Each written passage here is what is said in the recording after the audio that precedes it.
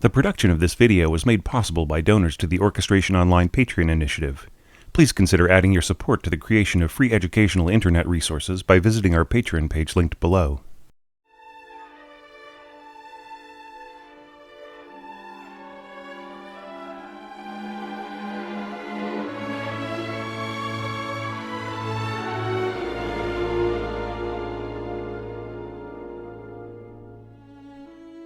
And now for the second half of our analysis of the score to Venus, the Bringer of Peace, by Gustav Holst.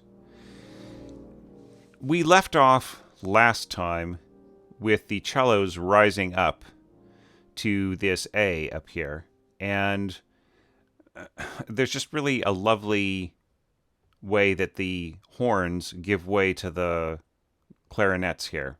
I think that that's just incredibly subtle.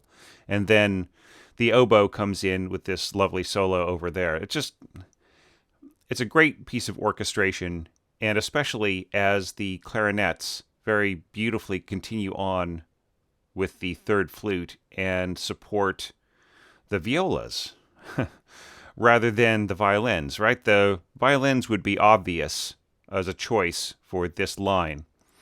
But Holst gives it to the violas instead to just make it really kind of chesty and heartfelt.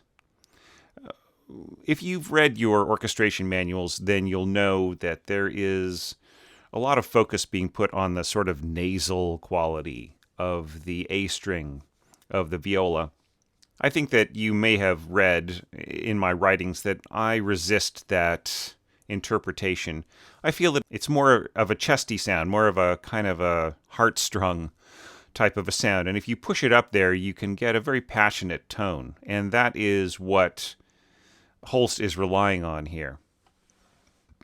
And of course, as the strings come in and add to that, it just really feels like the whole orchestra is coming alive all of a sudden and pushing into this strong dynamic. And I feel that this is a real effective demonstration of some of the things that I talk about in my lecture on texture, balance, and function. Really having a committed area of softness in the scoring and then committing to forte on the other side. You really feel the colors change, and you feel that push is just so strong, and it really means something rather than just staying in the mezzo dynamics all the time. Now, granted that Holst is hedging his bets here by marking the viola's mezzo piano. He just wants to have a little bit of force inside the whole piano sphere of dynamics. But generally speaking here, the whole feel of the orchestration is going to be on the soft side, right?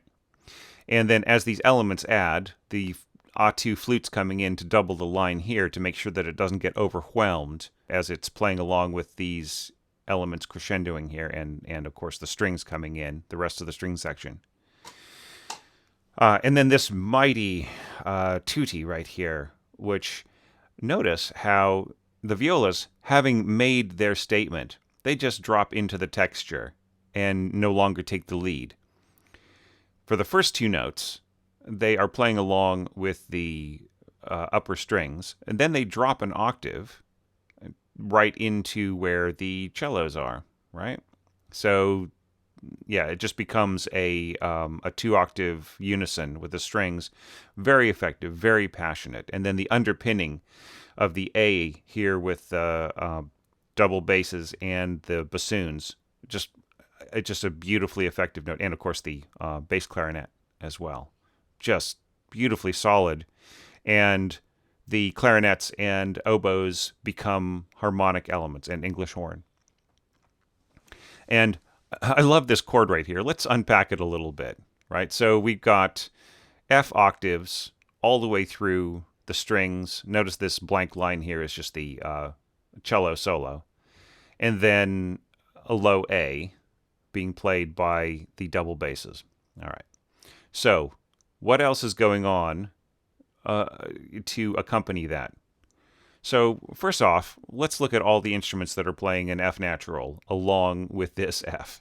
So that would be 4 flutes, right? Just really, really penetrating sound, just really a cutting sound on top of there. And yet one that is capable of dying down into subtlety very easily, along with the strings. Where, for instance, if that were a trumpet line on top, that would be way, way harder to manage. And same thing, first oboe will also have that same sound. Then we also have this written C sounding F, which will be doubling the lower line of Fs there, right? Then the other instruments are filling in the harmony in just a really beautiful way. This B flat here, sounding B flat written F, and then the G sharp diminished fifth here in the oboes, and the B flat augmented fourth in the clarinets, which sounds the same. It's the same exact sound as this. And then this low A right down here, right, written low B, sounding low A, along with the double basses. And that note is also covered by the contrabassoon. I keep wanting to say double bassoon in the old style, and the second bassoon. This G sharp here, the written B flat, being doubled by the bassoons. And then these concert B flats, written Fs, and so on. And then the E flats here are the same notes as these G sharps, and transposing B flats in the B flat clarinet. So it just is this beautifully rich, strange chord here, and wonderfully scored, so that all of the elements are in balance there. And notice that even though it's really an effective tutti and one of the biggest chords in this entire piece, it isn't all that high, right? Now, the highest note is F at the top of the treble staff, right? And there are some low elements to it. There's some lower scoring, but there isn't a huge mid-range sound cluttering up the bass. Like there isn't a bunch of complicated stuff in the strings, let's say like an octave below middle C. It really is just a plain open chord that is really evocatively scored. This is one of those chords that I would say take apart on the piano, see how it's played, and play it to yourself, and then listen to it again if you are a developing orchestrator. And that gives way beautifully into this idea. I think this is so cool. Cello solo against bassoons. Very, very, very plainly scored bassoons. So we go back into our sort of lovely kind of dove's wings flapping slowly idea. And bassoons and clarinets, just, softly pacing along, keeping time. This is so cool, this pianissimo D flat on the flutes. Everything is so delicately scored here that this is a perfectly fine note to score. It can get a little bit buried with an orchestra that's not being ultra sensitive, but it's still a really cool idea. And then, of course, that it's being doubled an octave below by bass clarinet. It's just such a fun idea. And then the horn here sounding G. It kind of goes along like that, just for a bar or two, and then the horns come in with the first melodic idea for the passage, doubled by harps. This is balanceable. You can balance this, but it really does take extremely sensitive horns. And here's where I feel some notes are probably wasted unless you are really miking the harp and making that a part, more cinematic technique to the recording, and something that in performance would not necessarily work all that well. Here's that same B double flat again that we saw before. That usually you will not hear these in the average performance, these low octaves, unless the orchestra is really great and the conductor is taking tons of time with this, and the orchestra is just barely playing at all, which I feel is actually intended. I think it's almost more of a triple P here than a double P was what Holst wanted.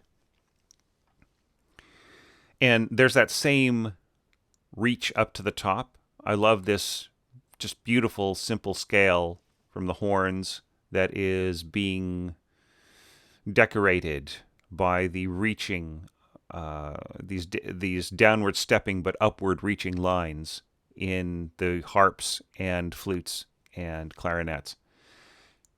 Really, really great idea against, once again, the descending line. Let's have a listen to it now and keep all those things in mind. This is actually a bit of a recap from before, but of course scored slightly differently with the way that the horns come in and everything else.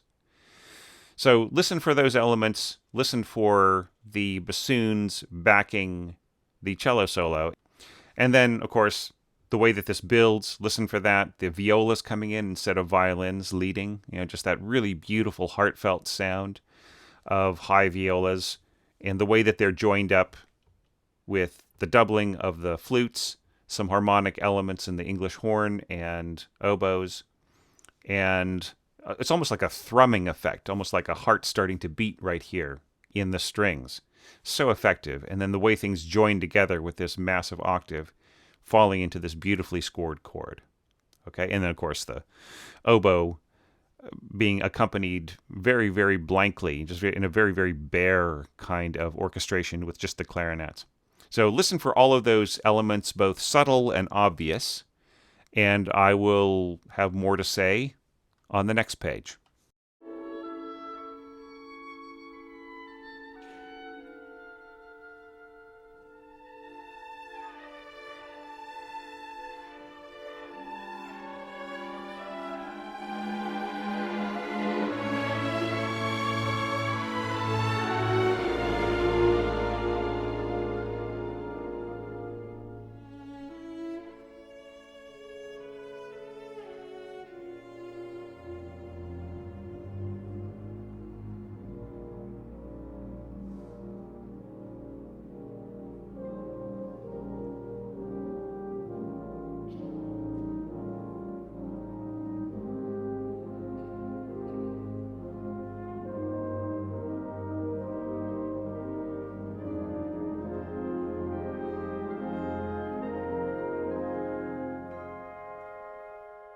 So all of those elements were leading up to this point where Holst could recap back to the beginning, this climbing solo line, just the same as before.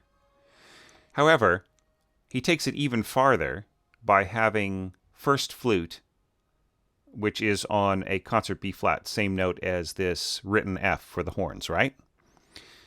And I've actually heard this seamlessly blend one to the next. So the horn player does not really come to an end and the flute player does not start cold, right? The two elements blend into each other. So you hear the very cool, controlled, straight tone of the horn turn into a breathy, beautiful flute note. And it really shows the relationship of the horn and the flute to each other. In very, very basic synthesizer programming, the flute and the horn both use a square wave as the basic waveform, and then it's just sort of added to in different ways to make it sound more flute-like or horn-like. And you can see that relationship here. Now the flute takes it even farther, and this is so beautiful. 4 desks of firsts and 4 desks of seconds join in, and the bottom line of the seconds is the same as the flute line.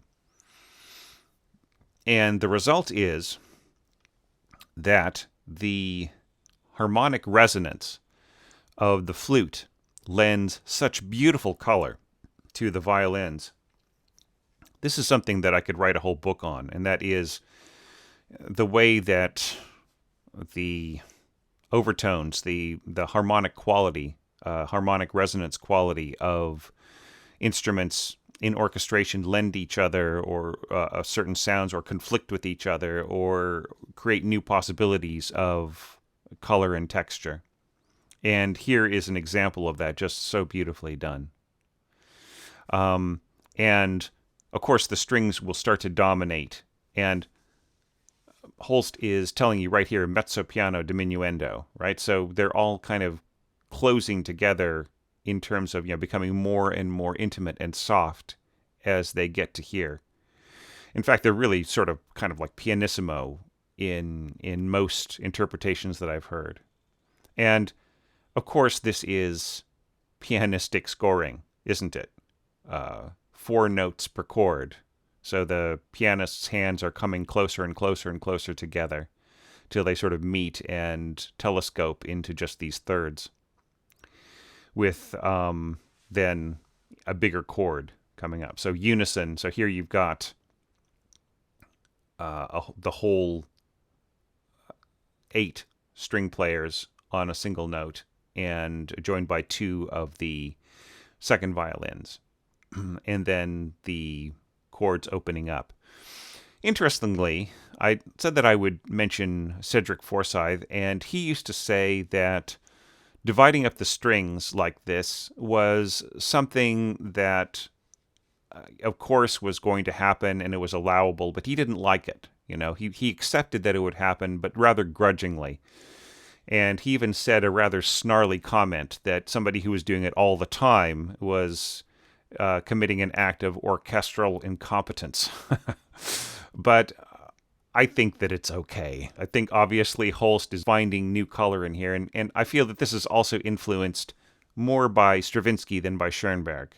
If Holst had attended some performances of Petrushka or Rite of Spring, as we suspect that he did, if he had gotten a hold of the orchestral score, otherwise, he would have seen lots of scoring like this, where a string group, a string family is just broken down into practically just separate notes for each player, or maybe doubled players on each note playing certain chords. But it's done wonderfully here, and when the cello solo comes in, it has no fear of competition from anything. It just really guides the music once again to another high point. And you'll notice, just like the last third of Mars, the Bringer of War, there's a lot of recap, and ideas are gone through again in different context and with new harmonic possibilities or new timbral possibilities. And that's really what happens here. Holst is going to assign that beautiful melody to all the firsts now, and they're just going to be accompanied by a 4-part harmony in the flutes. That is such a lovely idea, if everybody really is pianissimo. If the strings get carried away here and are playing more like mezzo forte, then you can forget about those flutes. This is one place where the conductor's role is absolutely crucial. A lot of people ask, well, what do we need a conductor for? I've even had experienced orchestral players say that to me. Well, we'll just hire a conductor whenever we need them, and, or like maybe we could even do without one for some of these concerts, just because they were really mad at the conductor that they had, or mad at the situation that they had to go through where they felt that they were maybe losing a little bit of power. And here's where you need a really great conductor to balance things like this, to really make sure that the flutes are heard, but they're still pianissimo. Right? You don't want this to be mezzo forte flutes and mezzo piano strings. You really want both of them to have that pianissimo quality of just ultimate restraint, and then you hear the beauty coming out of the part. And just before I go on to the next section, just wanted to mention that it's lovely the way that the oboes and English horn come in here just for a second to color this. Just give it some warmth and then die back immediately. Notice these are exactly the same pitches, right? Once again, using that same horn scoring approach that we saw previously in the last lecture, of having the second and third reverse. Just the same, as like second and third horn. The second part being the middle low part, and the third horn, or third flute in this case, being the middle high part. Okay, so After I've analyzed all that, let's jump here to the end, and we see another very subtle part come in, and then start to just build in height rather than intensity, right? Actually, we have another cello solo here, slowly dying away. So the first horn plays a beautiful entry to this idea that continues on, with the bassoons harmonizing, continuing on here, and then contrabassoon coming in, and bass clarinet along with that. So you have to think that these pitches are an octave apart, really, because contrabassoon transposing down an octave from the written notes, and then, of course, this transposing down a ninth. So these walk down, they've got no lower string accompaniment, and I think that that is nice because it gives it a more rustic feel to it, actually. But still very, very clean, played in a soft way. But that's just, harmonic and bass accompaniment to this lovely idea here. The cello solo returning, with the muted seconds and firsts slowly reaching higher and higher. Violas coming in. And what is it setting up? We will find out in a minute, but first let's have a listen to all of that, especially just the charming way this is all set up together as you listen to it. And then, of course, tutti consort, the muted first violins playing against the flutes. Listen to see whether or not the performers got that particular subtlety, or the conductor was able to balance it. And, of course, if you hear mistakes being played by the orchestra, and you'll actually notice them more in the slow, soft, subtle movements than you will in the big ones. Cut them some slack, okay? Don't just beat up on them and say, oh, what a crummy concertmaster, or, oh, that horn player cracked a note in that solo. Look, these are really, this is a really great performance for a youth orchestra. It's done pretty much at a semi-pro level. Even with professional players, you will hear a cracked note here and there from time to time, and it's not unheard of for a concertmaster to lose a note or two in their solo or whatever. Okay, so don't be too critical, but just listen to see whether or not everything is going the way it is, and then ask yourself why that is, why things may or may not have worked out. Okay, and then, of course, listen to this beautiful 8-part harmony motion here with the strings coming together and the flute on the bottom adding some radiance to the tone of the strings, and, of course, sort of dovetailing off of the end of the horn solo. All right, listen for all that, and then we'll look at the next screen.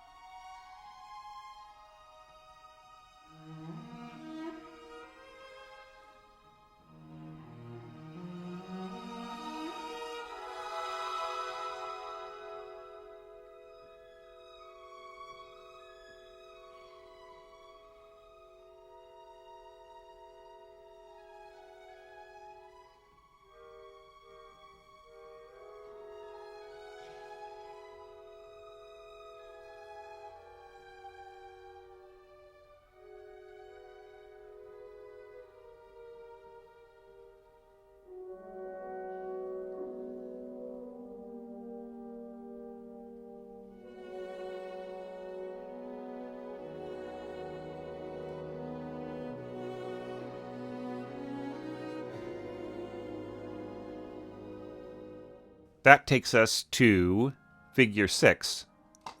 And here I feel like Holst is wrapping up all of his ideas that came before and setting up the beautiful coda that's to come.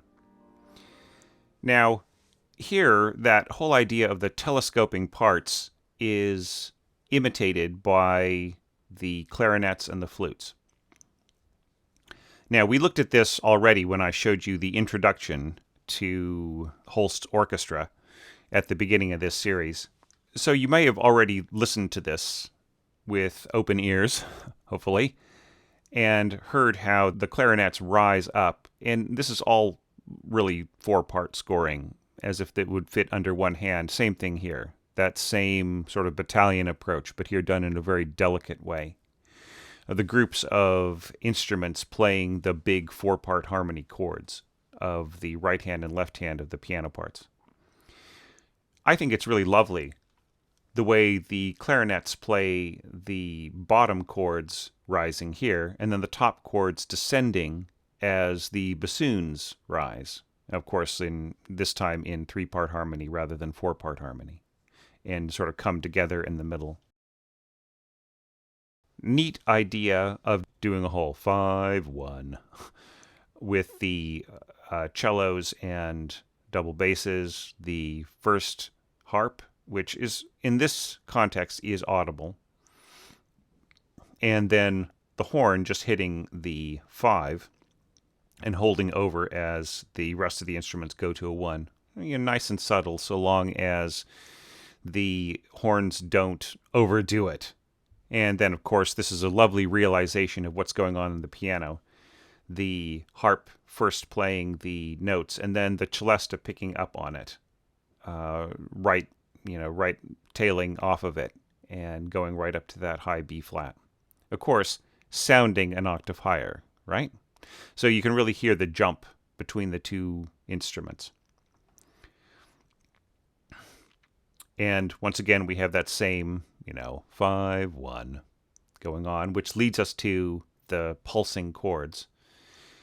Here Holst adds something to it that was not happening before, and I think it's beautifully orchestrated here. And that is this whole, do do do do do do do do do do do do do do going on in both harp parts. They're basically harmonized, not the same octave in either hand.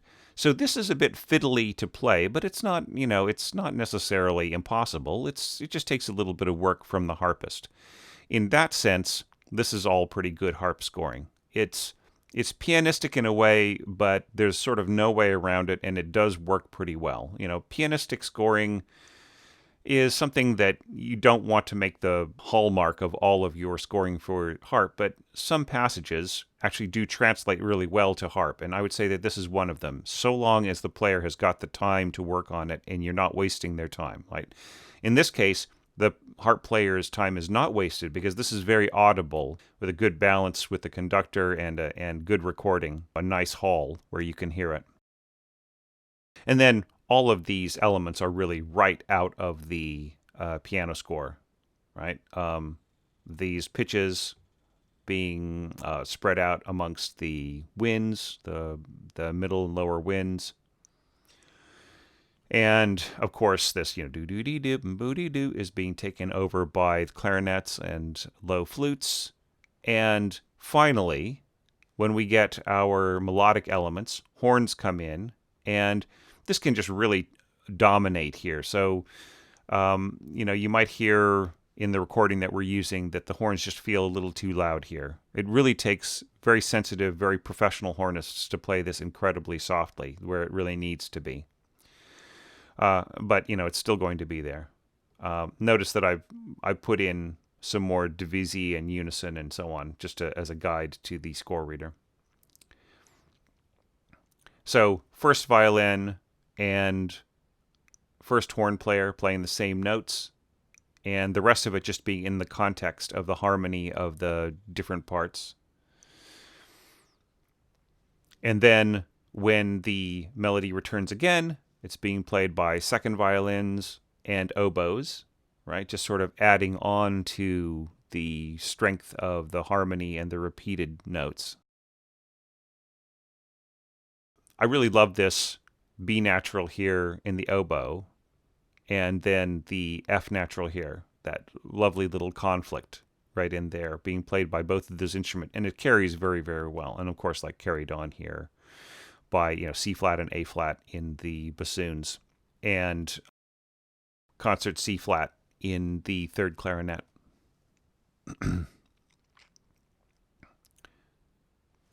So this pattern is being taken over by the first and second violins, these arpeggiations.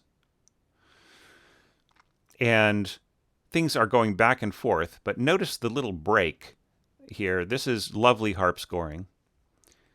Everything here is in lots and lots of flats for the second harpist. And they need to retune their instrument because of the shift here to E major. So the first harpist takes over because for them, all they need to do is just add an F flat in order to be able to play the next bar, right? And they're all tuned to flats as well. So the first harpist takes over the second harpist's part, and then the second harpist has all this time to retune so that they can get back into sharps here with 4 sharps. I just think that's a neat idea. And of course, it's really, really easy for the string players to be playing these. I think I would have to consult with a violinist, but I feel this slur is a bit long. You know, it's meant more as an expressive kind of a thing. I think that concertmaster would probably divide some of these beam groups into different bowings. Okay, so the music is really rising, and as it does, it's getting gentler. It's going into gentler and gentler instruments, right? So we were pacing along here with the lower horns and a bit of violas and second violin and oboes becoming higher horns and clarinets becoming oboes and flutes, right? So it's becoming just very delicate across these 3 bars. When it gets up to the flutes, the horns take over with an actual pad, talking about pads, and play very subtly behind them. This is a place where you want really, really good horn players to be able to play very softly here and just to fill in with a radiant background. And then this kind of triplet figure is repeated across. It's almost as if Holst is trying to simulate the effect of having 8 horns, right? Because it's taken over by the exact same notes are taken over by the lower horns here, and these pitches are slowly relinquished along with the harmonization of the other instruments. And this just becomes more and more paced and adds more and more color. So the addition of tone mass is really what the crescendo is about more than it really necessarily is all that much a hairpin. Of course, it should, it's going to need some pushing dynamically, but it's still more about adding tone mass. And then, I just love the way that the triplets set up a slightly random quality to the way that the music is progressing. Because when you think about it, there really is like nothing happening here thematically. So there has to be something of interest added to the music to keep it just from cloying and just being, chonk, chonk, chonk, chonk, and just like driving it into the listener's ear, even at a soft dynamic. Right? And this solves that problem beautifully. And this is something that could be added by an orchestrator that doesn't exist in the original piano music, right? Or the original idea of the composer that they are arranging. So let's listen for that. Listen for those triplets in the horns. Listen for the way that the texture lightens as it rises through the different instrument groups here. Listen for the way that the strings take over the arpeggiated figure.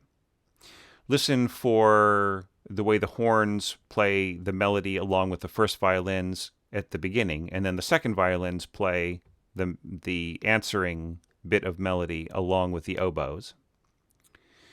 And then, of course, review, having heard this before, hopefully, in the introduction video, review how the different groups walk towards each other here, the clarinets from below, the flutes from above, and then the clarinets from above, and the bassoons from below. And just this lovely idea of the harp walking up and then taken over by the celesta an octave higher. Okay? Let's have a listen to all that, and then we will study the gorgeously, subtly orchestrated coda.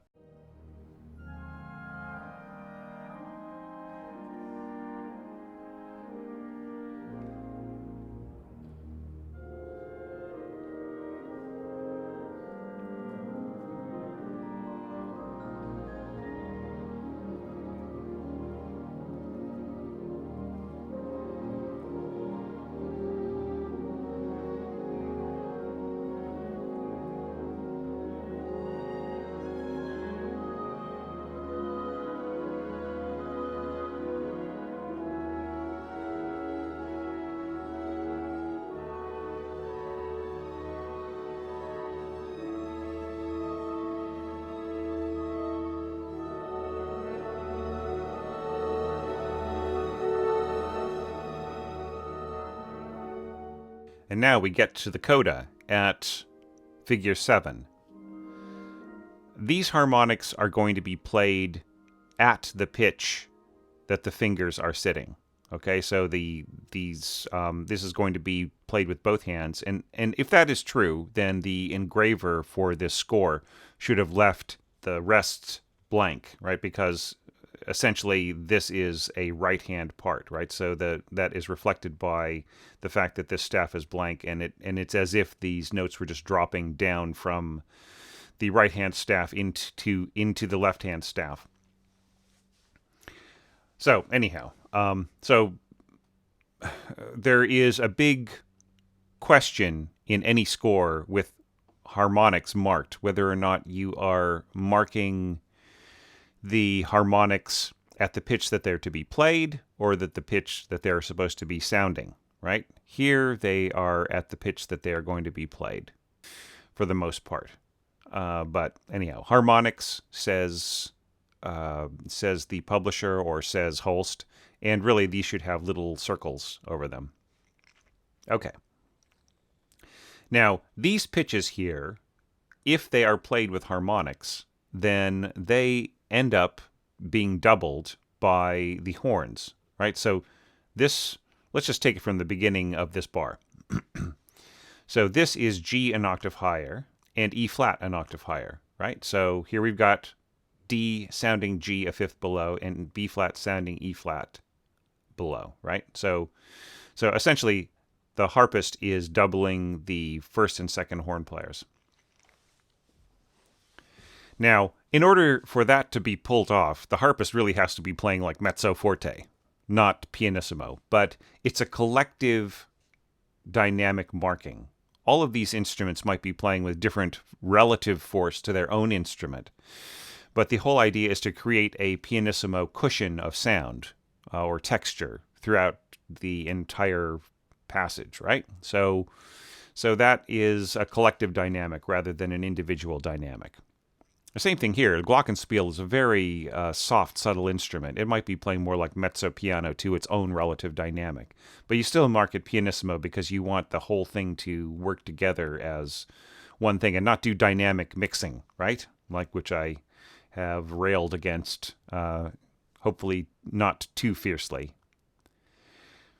So flutes are, of course, coming in, this time stacked nicely from bottom to top in terms of their pitch order.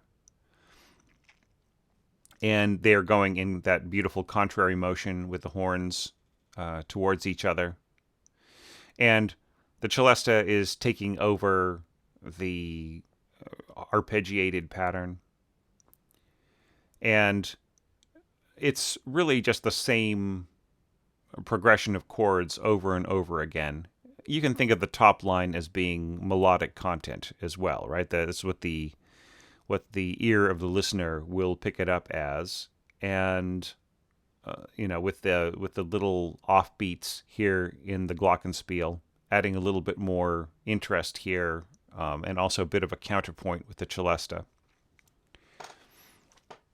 Now here we get into something really, really cool, and that is the tremolo of the second harp player.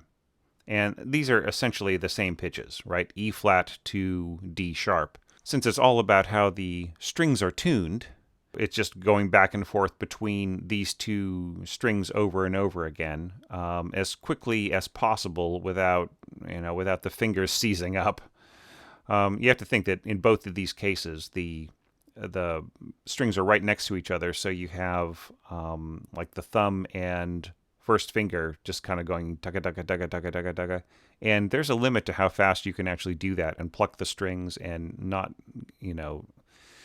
have it be insane. And of course there is a limit to the dynamics.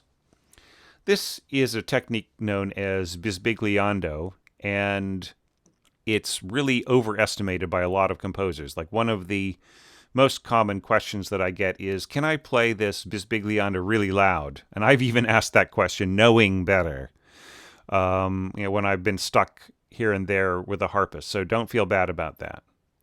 Anyhow, it can't really be played very effectively loud. You pretty much have to turn everybody else off if you want to hear it strongly as an effect. Okay. Meanwhile, all of this has been going on. The violins have just been, they've been broken up into 4 parts with just a simple old E flat here, then an octave higher there. And the scoring has been split up into these separate bars, even though these are the same parts, because we're going to get some separation, some necessary separation coming up here. It could be scored on one staff, but it would still look a little clumsy looking, so hence the division. Okay, so now Holst is not finished yet. He is throwing in some of the arpeggiation into the flutes, which is nice, and it changes into this sort of kind of funny circular idea, kind of just going back and forth between the 2 chords.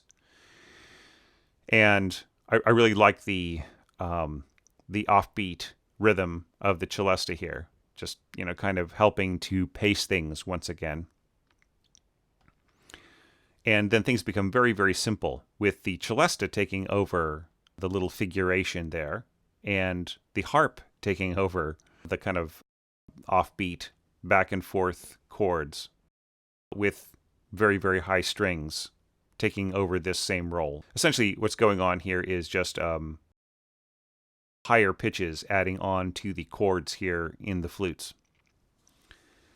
Okay, so that is all set up, right? And, lovely E-flat thirds here in the violas, which I really feel give a character to everything that is above them. All right? Now, do do do do do do do do do do do do do da da da da da da. With that ending note of E flat being so important to the way that the melody works. Changing to triplets. Okay, so morendo al fine, so dying away to the end. Holst has actually built a ritardando into the line of the cello, so it changes from 16th notes to triplets, da da da da da da da da da da da da da, and then he changes to 8th notes without triplets, slowing down even more, and then changing it to quarter notes, dotted quarter note value, and then this little last ding of the C, right, of the pattern, right, C, E flat, and then allowing the sound of these E-flat thirds being played an octave higher than the violas, allowing that to actually be the answer. I think that's so cool. And if this is played extremely delicately, you can just hear those E-flat thirds right at the end be the very last note. Telescoping, once again, this is all about telescoping, things coming together and compensating for each other. So this is that last act of compensation and of peace, right? Of the landscape, the harmonic texture, becoming the last note of the melody right there at the end. And, of course, if you're just listening to the celesta, you're just hanging on every note that it plays as it gets smaller and smaller and slower and slower. Then you're just hanging on every note. It's sort of the reverse technique of suspense, rather than the music getting more and more excited and everything else and making you wonder what is going to happen next. This can be just as suspenseful because you are wondering what is going to happen next in a very peaceful, very calm way. But it can be just as, it can be just as suspenseful because it's written so well. Let's have a listen to that, and then I will join you in maybe about 10 days to 2 weeks for the first lecture of Mercury, the Winged Messenger, which I'm really looking forward to show you. It's so different from both of the movements that came before it. I'll see you then, and have a listen to this score now and look at all of the different elements that we just talked about.